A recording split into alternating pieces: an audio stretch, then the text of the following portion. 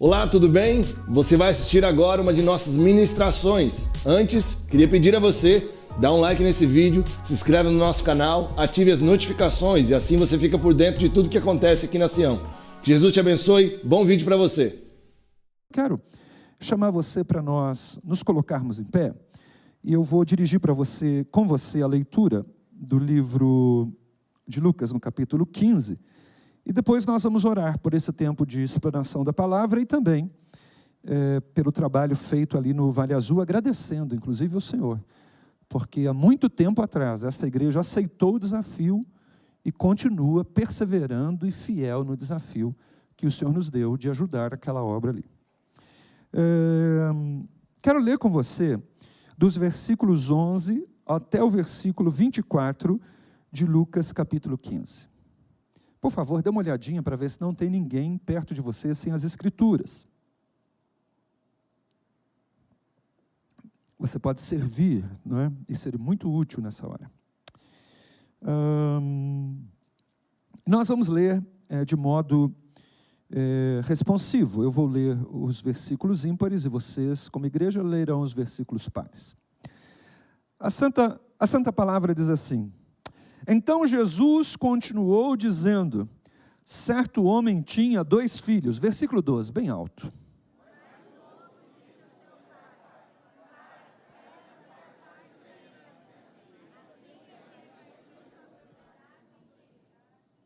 Muito bem. Passados não muitos dias, o filho mais moço, juntando tudo o que era seu, partiu para uma terra distante e lá dissipou todos os seus bens, vivendo dissolutamente. Versículo 14.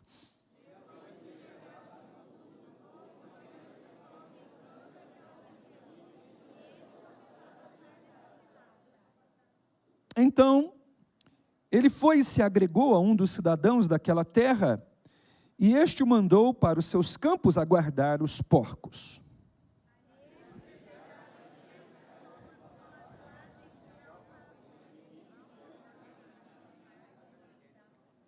Versículo 17, então caindo em si, disse, quantos trabalhadores de meu pai têm pão com fartura, e eu aqui morrendo de fome. 18, leia firme, por favor.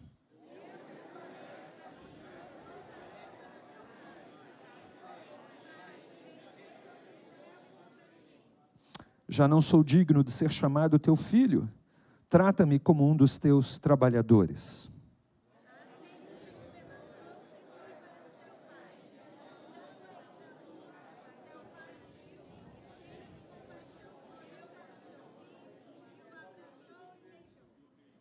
E o filho então lhe disse, pai, pequei contra o céu, pequei diante de ti, nem sou digno de ser chamado teu filho.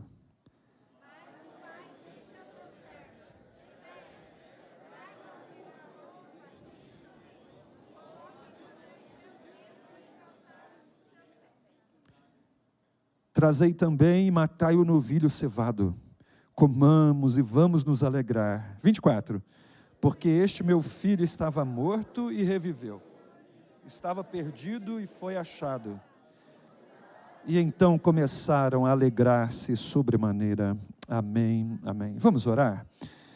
Aqui atrás estão os motivos do Vale Azul e também gostaria que nós orássemos por esse tempo de observação das Escrituras. Então, por favor, ore mais uma vez. Essa é uma casa de oração e podemos então nos expressar diante de Deus juntos. Faça isso, por favor.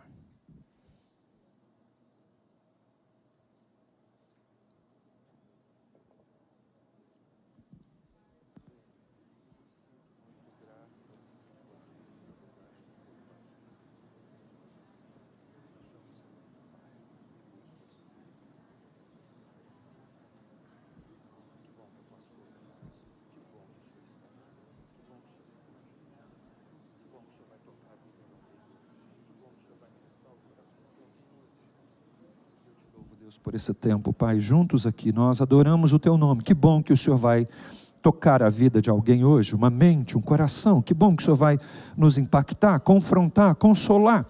Que bom que o Senhor enviou a sua palavra. Ela não volta para o Senhor vazia, pelo contrário, ela cumpre aquilo para o que o Senhor a enviou. E nós recebemos a sua palavra nesse momento e louvamos o Teu nome juntos nessa hora.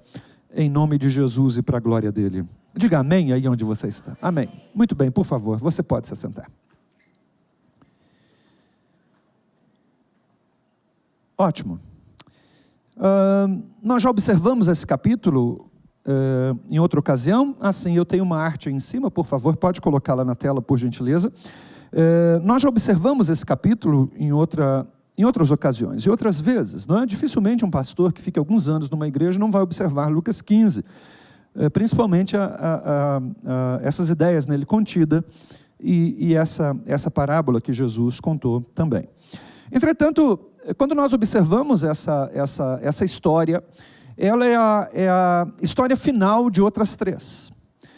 Jesus começa falando da parábola da ovelha perdida. E quando ele fala da ovelha perdida, ele apresenta um conjunto de 100 ovelhas. Eram 100 ovelhas. Quantas se perderam? Uma ovelha se perdeu. Então a perda que Jesus anuncia é uma perda de 1%. Em seguida, Jesus vai falar sobre dracmas, sobre moedas que são perdidas dentro da casa. Diga comigo, perdido dentro de casa. Eram 10 dracmas. E alguém se lembra quantas foram perdidas? Uma. A perda é de que percentual? 10%. Em seguida, Jesus vai falar então de uma outra perda. Nos dois primeiros casos, são perdas diferentes, porque os perdidos não poderiam pensar sobre isso. É diferente do ser humano. O Senhor agora apresenta a história e envolve um ser humano. Um dos poderes do ser humano, e é exatamente aquilo que o faz diferente da criação, é a sua capacidade de autoconsciência. A sua capacidade de autoconsciência ajudou você, ou foi por causa dela que você vestiu essa roupa aí. A sua capacidade de autoconsciência diz para você exatamente onde você está agora. Como você está se sentindo agora.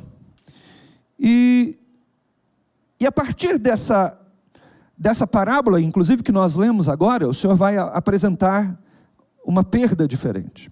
Se você é membro aqui dessa igreja, já nos ouviu falar dela, a perda agora é de 100%. O pai tem 2 filhos. Um deles vai embora, certo? E o outro se perde dentro de casa.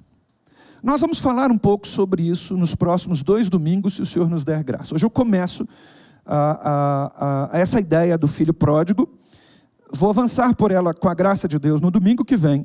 E no outro domingo, se o Senhor permitir, nós encerramos a parábola pensando no outro filho perdido dentro de casa. Então, vamos falar disso nesses dias, mantenha a sua mente aberta. Essa parábola, ela está inserida numa ideia de reconciliação. Diga comigo, reconciliação. Eu vou pedir a sua ajuda para manter a sua mente bem aqui comigo, certo? Então, mantenha a sua mente comigo, me ajude bastante, evite qualquer tipo de conversa ou de movimentação que não seja aquela bem necessária. Então, essa parábola e essa temática que nós estamos abordando, ela tem a ver com uma ideia de reconciliação. Reconciliar as pessoas com a sua vontade. Reconciliar as pessoas com a sua santidade. Reconciliar as pessoas com os seus padrões. Reconciliar as pessoas consigo. Reconciliar as pessoas com a sua verdade. É isso que Deus deseja. Deus deseja reconciliação. Diga comigo, Deus deseja reconciliação. Desde o momento em que o Senhor viu aquele casal se perder, Ele viu Adão e Eva se perder absurda e completamente. Desde aquele momento, a sua vontade, e o seu propósito, e o seu plano, e a sua ideia, foi ir levantando famílias, encontrando pessoas, separando um povo, discipulando pessoas, para que toda uma ideia de macro-reconciliação se desse. E chegasse o momento então em que pudesse dizer o que foi dito em 2 Coríntios capítulo 5, versículo 19, que Deus estava em Cristo, reconciliando consigo o mundo inteiro. Essa ideia de reconciliação é a ideia do coração de Deus. Colossenses capítulo 1, 20 vai dizer a mesma coisa, que por meio de Jesus, Deus reconciliasse consigo mesmo todas as coisas. Diga comigo, todas as coisas. E nessa ideia de reconciliação, eu já falei sobre isso em alguns momentos, ela tem a ver com o fato da nossa nova posição em Cristo Jesus. Vamos lembrar o que a Bíblia ensina sobre nós. Nós fomos nascidos em pecado. Nós estamos destituídos da glória de Deus. Nossos melhores atos de justiça são como trapos imundos diante de Deus. Quer dizer, as nossas melhores ações, aquilo que a gente acha que é super legal e que a gente valoriza acerca de nós e os outros também nos elogiariam, diante de Deus isso não faz muita diferença por causa da fonte. A fonte é um coração perdido, a fonte é um ser destituído da glória de Deus, e isso não agrada ao Senhor, mas de jeito nenhum. E nesse estado então de perdição, de inimizade contra Deus, o Senhor levantou a cruz lá no Gólgota, bem a cruz do meio, e nela estava sendo sacrificado Jesus Cristo, Filho do Deus vivo, sacrificado no meu lugar, e para pagar o meu débito. E agora a Bíblia diz que por causa desse sacrifício, e unicamente pela fé nesse sacrifício, diga comigo, fé. Pela fé nesse sacrifício, eu sou convertido então, de inimigo de Deus em amigo de Deus. Eu não sei você, mas isso para mim me alegra muito. Essa é a minha posição. Eu era um inimigo de Deus por causa dos meus pecados. Eu continuo um pecador hoje, mas sou um pecador que nasceu de novo. Eu fui reconciliado com o Deus vivo. Essa paz foi feita. Eu fui tirado do império das trevas, onde eu era escravo de Satanás, arrancado de lá pelo Deus que me resgatou na cruz do Calvário, e Ele me trouxe então agora para o reino do seu Filho amado. De escravo de Satanás, eu passei pelo processo da reconciliação e fui trazido agora para um lugar onde eu sou filho de Deus e amigo de Deus. Tem alguém que acredita nisso aqui? Okay. Então você deveria mudar o rosto, porque isso fala absolutamente tudo sobre você. Não há nada mais importante na vida do que isso. E agora, uma vez que eu fui reconciliado com Deus, por meio de Jesus Cristo, surge o grande desafio da minha vida. Porque quando eu vim de lá para cá, posso pedir um favor? Me dá um pouquinho mais de retorno aqui, porque eu estou tendo que falar um pouco mais alto e estou me cansando mais. Obrigado. Então o meu problema é que quando eu fui tirado de lá e trazido para cá, a minha mente veio com tudo que tinha de lá. Eu fui trazido de lá do império das trevas para o reino do Filho do amor do Senhor, e tudo mudou, eu nasci de novo, mas eu trago comigo uma série de coisas de lá ainda. Então sim, eu fui separado para Deus, posicionalmente santo, justo, nascido de novo, regenerado, reconciliado, mas algumas marcas vêm comigo. A ansiedade, por exemplo, o medo, por exemplo, a inclinação para desagradar a Deus, por exemplo. Você entende isso? Eu fui tirado lá da rua, lá perdido, marginalizado, excluído, espancado, violentado, tirado de lá e colocado agora dentro da casa. Só que os meus hábitos ainda não são os da família. E nesse processo então de santificação, eu estou aprendendo a viver como filho de Deus e aprendendo a viver como amigo de Deus. Você entende isso? Então agora eu não sou mais inimigo de Deus. Alguém se alegra com isso? E talvez você deveria glorificar o Senhor, agradecer ao Senhor. Que coisa boa. Amigo de Deus. Como assim amigo de Deus? Essa deve ser a sua pergunta todo dia. Amigo de Deus. Está escrito lá no seu espelho, na sua geladeira. Amiga de Deus. Aprender a viver assim é a grande aventura da caminhada com o Senhor. Aprender a viver como amigo de Deus. Aprender a estar reconciliando ideias, reconciliando hábitos, reconciliando pensamentos com Deus. Reconciliado com Deus, eu posso ir me reconciliando com Ele.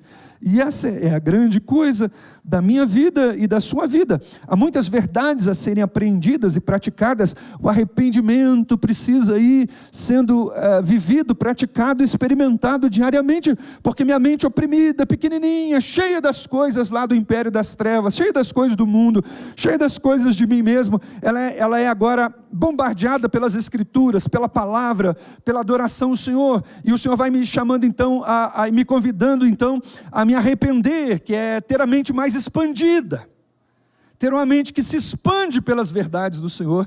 Esse é o grande propósito para minha mente, para a sua mente, para a nossa vida, nesse tempo da nossa caminhada aqui.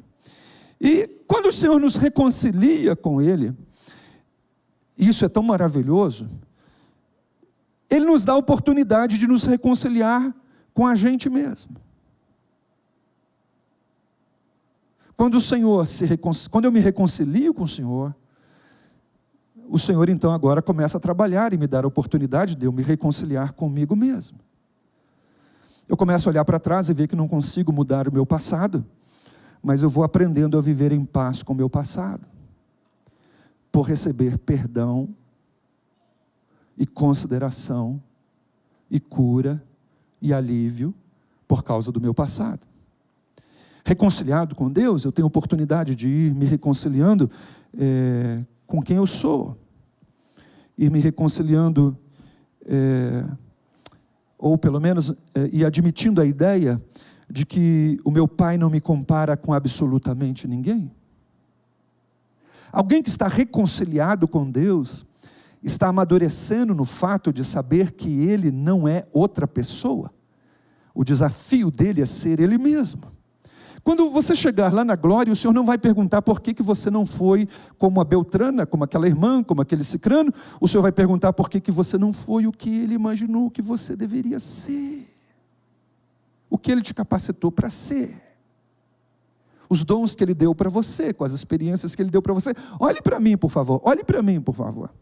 Se Deus não te deu os pais do Beltrano, as experiências do Beltrano ou da Beltrana, se não te deu as mesmas condições, se não te deu as mesmas oportunidades, responde para mim, um Deus bom, por que Ele vai cobrar de você os mesmos resultados? Quem faz isso é o capeta. O Deus da Bíblia não faz esse tipo de coisa, Ele trabalha com indivíduos, dota indivíduos, abençoa indivíduos, e à medida em que eu me reconcilio com Deus das Escrituras, eu vou me reconciliando com a ideia dEle acerca de mim. Isso me reconcilia também com a minha ideia de futuro. Eu não sei você, irmãos, mas eu estou indo para dias melhores. Eu estou indo para dias melhores. Eu não estou dizendo para você que estou indo para dias mais fáceis, onde tudo vai dar certo, onde eu vou ter saúde absoluta. Não. Eu estou dizendo para você que o meu Pai está indo à minha frente, preparando o meu caminho, abençoando a minha jornada. Ele tem para mim bons propósitos, Ele sempre vai estar comigo, Ele está me levando para o lugar dos sonhos dEle para a minha vida, e eu acredito nisso.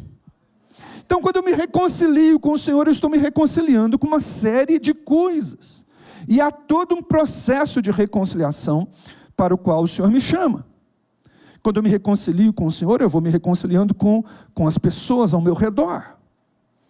Eu vou reconciliando, como foi orado aqui, com os filhos, com a geração posterior, com os parentes, com o mundo, com os inimigos, com as pessoas que gostam de mim, com as pessoas que não gostam de mim. Eu vou viver nessa vida de reconciliação, porque tudo começa no fato de que, puxa vida, eu sou amigo de Deus, eu preciso aprender a viver como isso, e isso vai abençoar a mim e os círculos crescentes ao meu redor. Hoje, eu quero observar então com você, partindo um pouco dessa ideia, eu quero observar com você algumas coisas sobre o filho pródigo. Por favor, pode dar mais um clique aí. Eu quero pensar nessas 3 ideias com você, observando o texto. Vamos lá então? Bem comigo, um estudão aqui, eu quero refletir com você. Eu quero adiantar para você que nem tudo que eu vou falar aqui eu gosto muito. Você sabe disso, né? Às vezes, ao longo dos anos, você tem me ouvido falando, mas eu não gosto de falar isso aqui não. mas só falo porque é verdade e porque acontece, porque é exatamente desse jeito. Então nós vamos, aperta o cinto aí, senta bem sentadinho aí, nós vamos refletir um pouco sobre coisas poderosas do Senhor para nós, à luz desse episódio aqui. Primeira coisa que eu quero pensar acerca desse filho. Você lê o texto comigo, ele era o filho mais novo, o pai estava vivo, ele perde a parte dele na herança, não sei por que o pai dá, e ele junta tudo, casca fora, perde tudo, vai passar muito mal lá, vai comer com os porcos lá no meio daquela pocilga. Alguém aqui já esteve num chiqueiro raiz? Levanta a mão. Muito bem, sei que não teve, nós vamos arranjar um raiz para você, nem esse que passa shampoo nos porcos, é aquele outro, entendeu? Vamos dar um jeito de levar você num. Pois é, o cidadão está lá naquele lugar, ele cai em si, diz a Bíblia, ele se levanta, volta para o pai e você lembra da história toda. É nisso que nós estamos pensando, é a partir daqui que a gente vai avançar um pouquinho. A primeira coisa que desencadeia esse negócio todo na vida dele é o fato de que esse cidadão foi impaciente. Diga comigo, impaciente. Veja, o versículo 12, e mantenha a sua Bíblia aberta, né? Você sabe, seu pastor, via de regra, prega textualmente. Versículo 12 vai dizer: o mais moço deles disse ao pai: pai, dá-me a minha parte dos bens, a parte que me cabe. Veja, ele quis o que lhe era devido. Percebe que ele não pede a parte do outro? Percebe que ele não pede a maior parte? O pedido dele, de certa maneira, é coerente. Ele pede a sua parte, dá-me a minha parte. Ele está pedindo algo que, de certa maneira, não era dele, mas seria dele. Só que daí é que surge o problema. Ele pede algo fora do tempo. Diga comigo, fora do tempo. Ele é impaciente. E eu vou observando o texto, irmãos, eu vou fazendo aplicações diretas. E eu quero observar com você quantas e quantas vezes você e eu já fizemos a mesma coisa.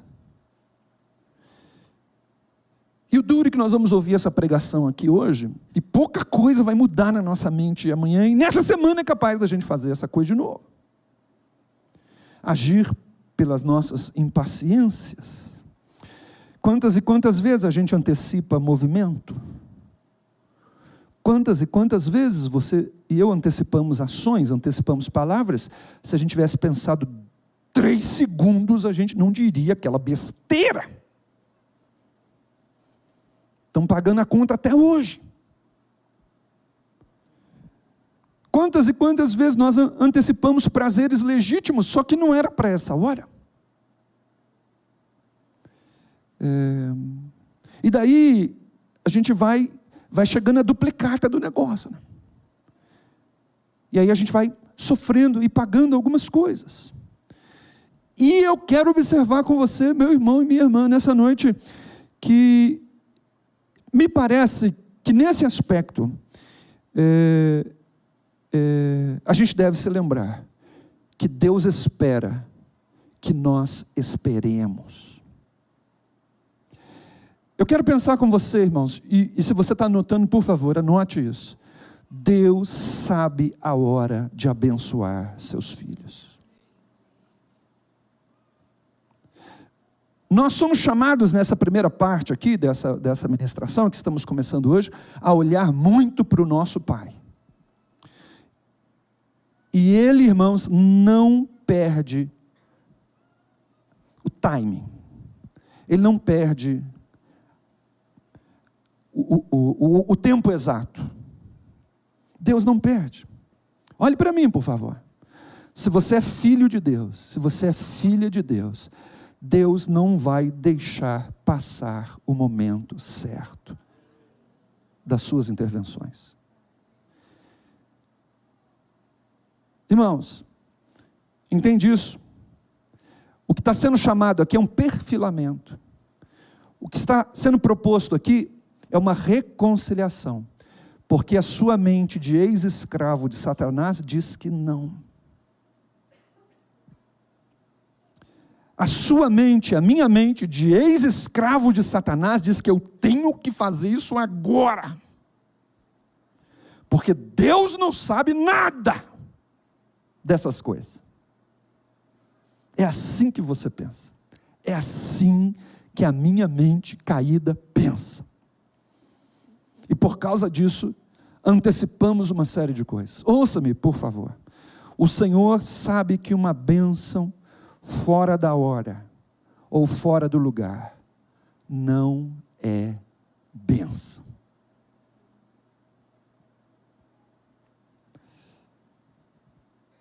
Sabe uma pergunta que eu tenho que responder muitas vezes, e você também? É essa aqui. Por que que eu insisto em querer coisas que o meu pai nunca quis para mim? Essa é uma pergunta que eu tenho que responder e que esse texto aqui me permite refletir sobre ela. Eu olho para essa ideia aqui e eu fico pensando, irmãos, que hoje e nesses dias e durante a minha caminhada com o Senhor e na próxima semana, o Senhor vai continuar me chamando para me reconciliar com os propósitos dEle. Ouça-me, você que está me ouvindo aí pela internet inclusive, hoje aqui o Senhor está me chamando para estar em paz com a sua boa e amorosa vontade. E só tem um jeito, irmãos, é quando a minha mente vai se arrependendo, e eu vou largando as mentalidades dessa terra e desse mundo, e vou concordando com as verdades dos céus, que dizem que o meu Pai é muito bom, e Ele sabe cuidar dos seus filhos. Há um tempo atrás eu disse uma frase aqui, alguns anotaram, e a gente se lembra dela de vez em quando. É muito bom que você e eu saibamos dizer, eu sou um problema do meu Pai. Aprender a viver como amigo de Deus, esse negócio de reconciliação com o Senhor, ela não é só uma posição, mas a posição, ela é maravilhosa, ela diz uma série de coisas, mas a posição de amigo de Deus me desafia então agora para uma caminhada de crescimento nesse negócio. E crescer entendendo esse negócio de amizade com Deus tem a ver com isso. Deus não vai deixar passar o momento certo de abençoar filhos e filhas. E filhos e filhas que estão amadurecendo, estão ficando cada vez mais tranquilos nessa posição. Quando o Senhor sinaliza uma bênção, não significa que já esteja na hora de recebê-la.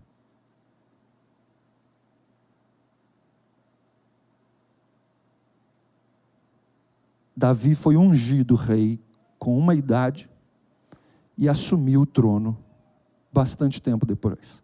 Não quer dizer, irmãos, que Deus está preparando a bênção para você.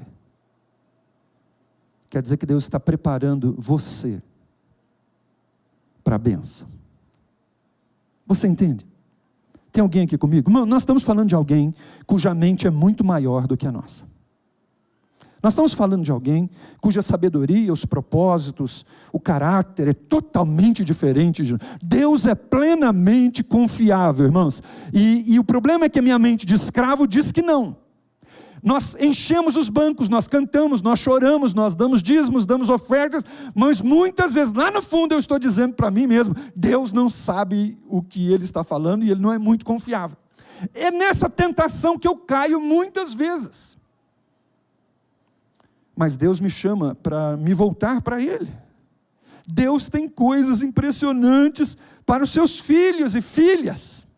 O problema é que eu vou chutando as portas, o problema é que eu vou antecipando uma série de coisas, e às vezes ao invés de receber as coisas boas, eu tenho que receber os curativos. E até quando Deus faz curativos, Ele é muito bom, graças a Deus por isso. Mas a minha e a sua impaciência, a minha e a sua desconfiança, muitas vezes nos criam bastante confusão. Então, eu quero encerrar esse primeiro momento aqui dizendo uma coisa para você. Eu e você somos chamados a confiar em Deus para o tempo certo. Hoje aqui, irmãos, Deus nos desafia a confiarmos nele para o tempo certo. A palavra de Deus diz assim, no tempo certo, na hora certa, vocês vão colher se não desanimar, se não desistir. Há um tempo certo. Tempo certo para a colheita, um tempo certo para as ministrações de Deus. O Senhor sabe quando tudo está pronto. Oh, aleluia, irmãos. Deus sabe quando tudo está pronto, quando você, inclusive, está pronto. Quando o vinho vai ser derramado e não vai ser desperdiçado, porque está tudo pronto. O Deus que você serve é maravilhoso. Segunda coisa que eu quero pensar com você sobre ele, é que aquele filho queria o controle. Você pode dizer isso em voz alta? Queria o controle. Vamos olhar para o texto? O texto diz para mim e para você que ele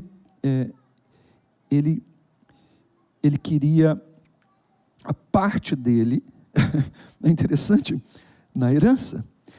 Veja, parece que ele não queria riqueza, porque ele já vivia nela. Ele não queria aqueles bens, porque já vivia neles. Parece que o que ele queria não era nada novo. O que ele queria era controle. Parece que o que esse rapaz quer é a sua parcela de poder. Parece que o que esse rapaz quer é a sua esfera de domínio. É poder dizer, aqui é desse jeito, porque é o meu jeito. É isso que está me parecendo no texto. Ele queria seguir a sua cabeça. Essa casa do meu pai é maravilhosa. Aqui está tudo certo. O meu pai é bom. Esse patrimônio aqui um dia vai ser meu, só que eu quero agora. Eu não quero esperar, e eu quero fazer a minha vontade. Eu quero viver do meu jeito. Irmãos, olhe para mim, por favor. Quantas e quantas vezes nós queremos a mesma coisa? Sabe por que aquela casa sua, às vezes, é uma confusão absurda? Porque você tem duas pessoas querendo fazer a sua vontade. Aliás, uma palavra sobre minha e sua vontade.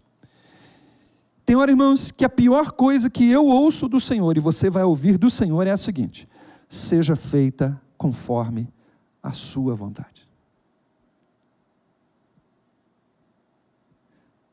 Filha, olha, você está insistindo tanto, você está forçando tanto, você está complicando tanto, você já deu passos irreversíveis. Portanto, seja feita conforme a sua vontade. E aí, irmãos, aí é dose. E lá vai o cidadão, então, querendo fazer a sua vontade. E o que eu quero pensar aqui comigo e com você nessa noite, em nome de Jesus, irmãos, é que nós precisamos levantar a cabeça, para ver que o trono do universo inteiro está devidamente preenchido. Senta-se alguém lá, que tem um controle absoluto, de absolutamente tudo. Quando ele vai falar acerca da minha vida e da sua vida, nesse contexto de controle absoluto, ele diz o seguinte: não cai um fio de cabelo. Aí a minha mente escrava, ela pensa assim: será mesmo? E o Senhor hoje aqui está me chamando você e a mim, para nós nos reconciliarmos com a ideia de que existe alguém que tem um controle de tudo, e que, portanto, eu e você deveríamos ter aprendido com o fato de que quando nós puxamos o controle para nós, só deu ruim, e a gente então agora precisa voltar a abrir a mão, para entender que quando Ele controla é melhor. Tem alguém aqui me ouvindo? Estão comigo aqui? Estão me entendendo? Deus sabe, irmãos, quando enviar uma bênção e quando reter a bênção. Deus sabe quando dar o favor e quando não dar o favor. Deus sabe qual porta é melhor abrir, quando é melhor abrir, e se não é bom abrir. Deus sabe. Irmãos, eu sou chamado a vir para esse nível de reconciliação e amadurecimento, porque é isso que Deus propõe para a minha e para a sua vida. Eu não vou gostar de ter algo que Deus não quer para mim. Eu anotei isso aqui na minha observação, é fruto da minha meditação. Josimar, já viveu o suficiente para saber que você não vai gostar de ter alguma coisa que Deus nunca imaginou para você. É melhor deixar Ele no controle. Quando eu olho para esse texto aqui, eu imagino que eu devo abrir as mãos. Quando eu olho para esse texto aqui, eu imagino que eu devo andar com as mãos abertas, com uma postura um pouco mais relaxada, uma postura um pouco mais de entrega diante do Senhor, entendendo que eu não estou, por exemplo, na mão dos homens.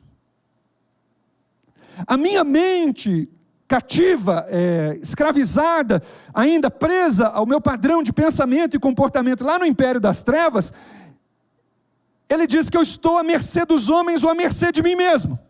No reino de Deus, o Senhor diz que cuida dos seus filhos e filhas e cuida dos detalhes. Essa transição, essa reconciliação é algo que precisa ir crescendo ao longo da vida, e isso nem sempre é muito fácil, e nem sempre é muito rápido, e nem sempre é muito gostoso, mas é isso que nos salva.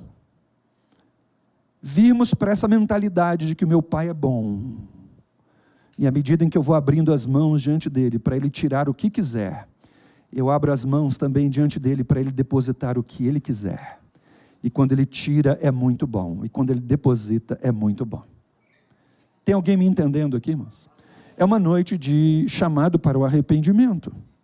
Quando eu entendo que o Senhor está no controle, isso nem sempre é fácil e nem sempre é gostoso, mas quando eu entendo que o Senhor está no controle, quando eu sei que o meu Pai é bom, amoroso, eu vou chegar naquele nível de maturidade onde eu vou conseguir agradecer por aquilo que Ele não me deu. Eu vou conseguir agradecer, e repito, isso não é simples, não é gostoso, nem muito fácil, mas à medida em que a gente vai reconciliando isso com a ideia de um Pai bom, amoroso, todo suficiente, justo, muito correto, quando eu vou me reconciliando com isso, eu vou conseguir, às vezes, chegar no nível de agradecer pelas portas que Ele não abriu, pelos sonhos que Ele frustrou, por aquilo que eu perdi, pelos amigos que Ele não deu, pelas oportunidades que Ele não deu. E aí eu vou caminhando então para esse lado de mãos abertas. Não significa, irmãos, que eu não vou sonhar. Não significa que eu não vou escrever os meus pedidos, às vezes, num cartão e colocar diante dele. Não significa que eu não vou me esforçar, levantar cedo, planejar, cuidar dos gastos mensais. Sabe aquela planilha que a gente põe lá tudo que entrou, o salário e tudo que saiu, e tentar deixar isso o mais correto possível. Sabe essas coisas que a gente tem que fazer? Isso a gente tem que fazer mesmo. Mas significa que eu vou manter as mãos abertas. Tem alguém comigo aqui?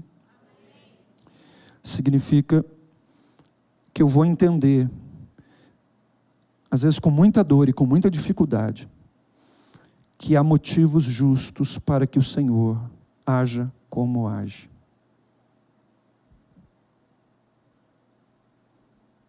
Consegue dizer isso aí para você, aí mesmo, na sua mente? Talvez você deva anotar isso aí. Há motivos justos para que o Senhor haja como age. Em sua mente, em sua grandeza, em sua beleza. Eu não entendo, mas há.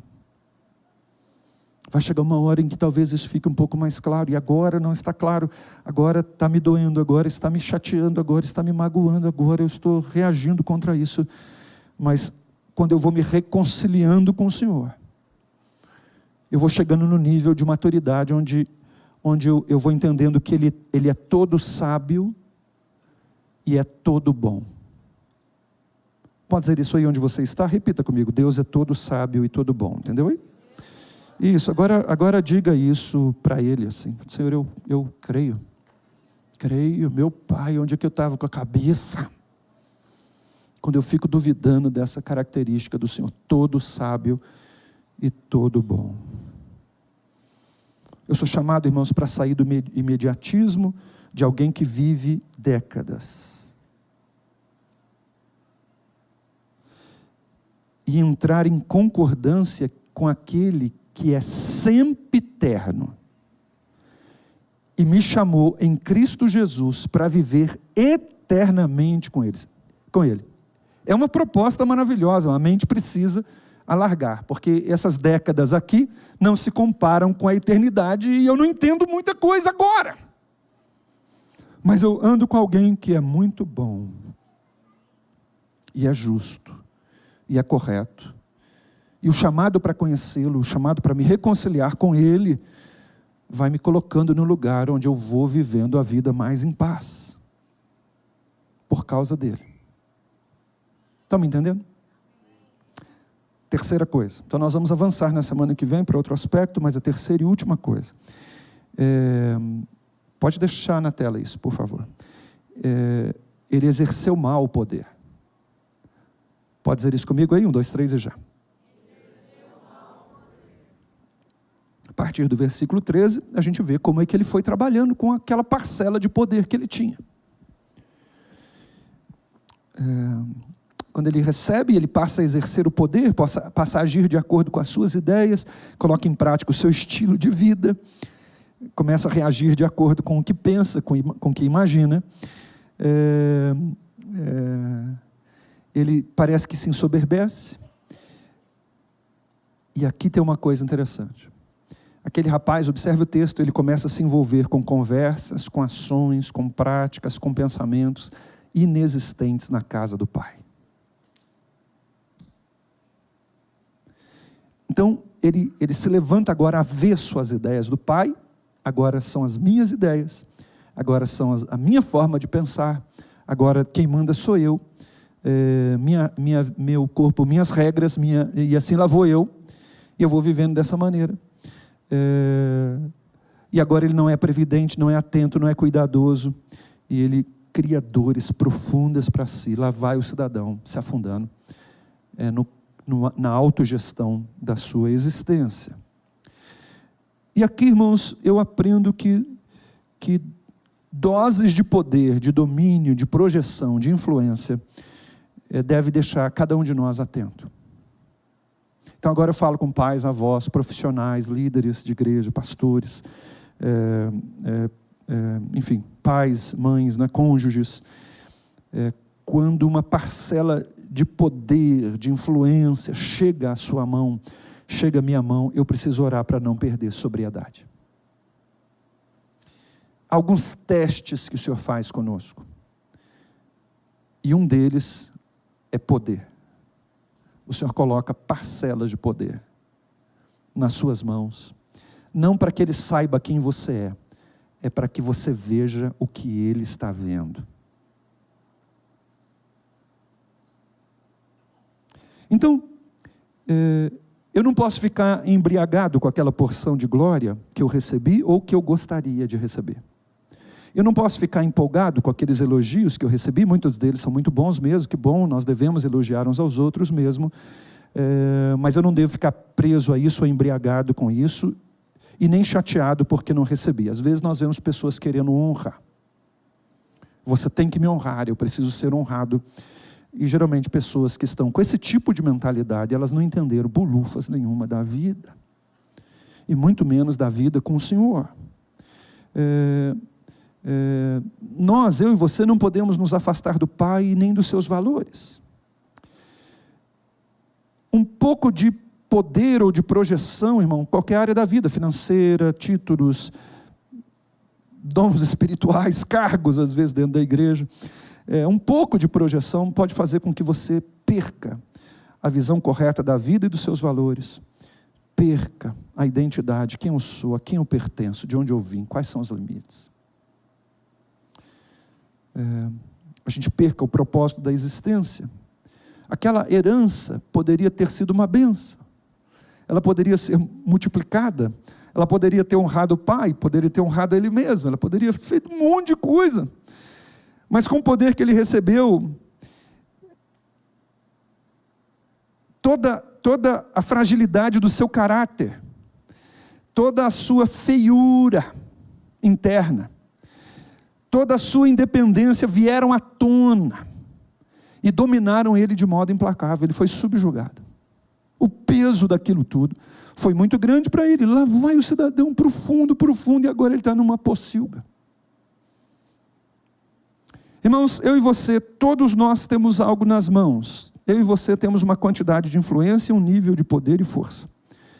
E isso exige de nós reverência. Reverência é aquela ideia que eu quero propor aqui. Reverência, eu quero propor a ideia de uma aproximação constante e determinada do Senhor para me ver e me manter sóbrio. Tem alguém comigo aqui ainda? Eu queria chamar você para você se colocar em pé aí onde você está. Eu gostaria de pedir para você curvar o seu rosto um pouquinho, se você puder, e fechar os seus olhos e evitarmos qualquer movimentação para nós termos um tempo de reflexão final e de oração aqui nessa noite. Feche os seus olhos, por favor. Irmãos, nesse primeiro momento aqui, a gente teve uma oportunidade de pensar em algumas coisas. Eu acho que você ouviu algumas coisas suficientes para fazer você refletir. E eu queria fechar esse tempo com você, propondo algumas ideias para você. E a primeira ideia, irmãos, que eu quero propor para você, é que eu e você precisamos nos reconciliar com o fato de que o Deus que a Bíblia nos apresenta, o Deus que a Bíblia nos chama a acreditar, Ele é completa e absolutamente bom. Satanás vai dizer que Ele não é bom. As circunstâncias vão sugerir que Ele não é bom. Sua alma, muitas vezes, e a minha, vai gritar: como assim Ele é bom? Se isso está acontecendo, se aquilo está acontecendo, se aquilo está acontecendo. E a gente vai então acusá-lo e às vezes ficar feridos contra Ele. Mas a palavra de Deus diz que o Senhor é bom. Quando Ele disciplina você, Ele é bom. Quando Ele frustra às vezes um sonho legítimo do seu coração, Ele é bom. Quando Ele não te concede algumas coisas, Ele está sendo bom. Quando Ele permite que Satanás te assedie, e às vezes chegue um pouco mais perto, Ele não deixa de ser bom. Hoje aqui, eu chamo você a nós nos reconciliarmos com o fato de que o Senhor é completamente bom. Estou meditando no livro de Jeremias nos últimos dias, e há um versículo poderoso ali, pelo capítulo 30, que diz assim: eu vou saciar o meu povo com a minha bondade. Ai, que coisa! Eu vou saciar o meu povo com a minha bondade. Detalhe, o povo estava em cativeiro. Detalhe, o povo estava afrontando o Senhor. Detalhe, Nabucodonosor já tinha feito um monte de coisa e ia continuar fazendo um monte de coisa contra aquele povo, mas Deus tinha um compromisso com aquele povo. Deus os disciplinava e Deus dizia: eu ainda vou enchê-los, a minha bondade vai sair pela mente dele, pelo coração dele, pelos olhos deles, pelos ouvidos dele. Eu vou saciá-los da minha bondade. Quando Moisés pediu para ver o Senhor colocou Moisés na fenda de uma rocha,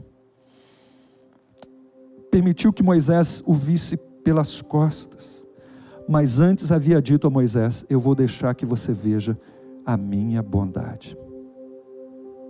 Hoje aqui, nesse lugar, eu queria que você se lembrasse que o Senhor é bom, e Ele não é bom pelo que Ele faz por mim ou por você. Pelo amor de Deus, irmão, não é quando o Senhor te dá alguma coisa que você pediu, que Ele está mostrando que é bom. Não é, irmão, não é. O Senhor é bom até quando Ele está não te dando uma coisa que você pediu. Ele não é bom pelo que faz, Ele é bom pelo seu caráter. O Senhor é bom. E eu e você então somos chamados nessa noite a nos voltarmos para Ele. Irmãos, e eu e você precisamos nos reconciliar com Ele de tal maneira que a gente permita que Ele nos guie, para que daí a gente veja o bem que Ele sempre quis revelar a nós. Hoje aqui, irmão, irmã, talvez você precise dizer e orar. Você vai dizer: me perdoe, porque eu arrombei muitas portas que o Senhor queria deixar fechada. A ideia da reconciliação, irmãos, tem a ver com uma visão mais clara do Senhor e um arrependimento. Minha mente, então, pequena, embotada pelos tempos de escravidão, ela vai se ampliando, então, para ver o Senhor na sua beleza, na sua perfeição, na sua grandeza. O Senhor nos quer dependente dEle, honrando a Ele. O Senhor quer que a gente saiba que há motivos justos para Ele agir como age. Muito obrigado por ter assistido o nosso vídeo. Espero que esse vídeo tenha abençoado sua vida e, se possível, compartilhe ele com o máximo possível de pessoas. Jesus te abençoe.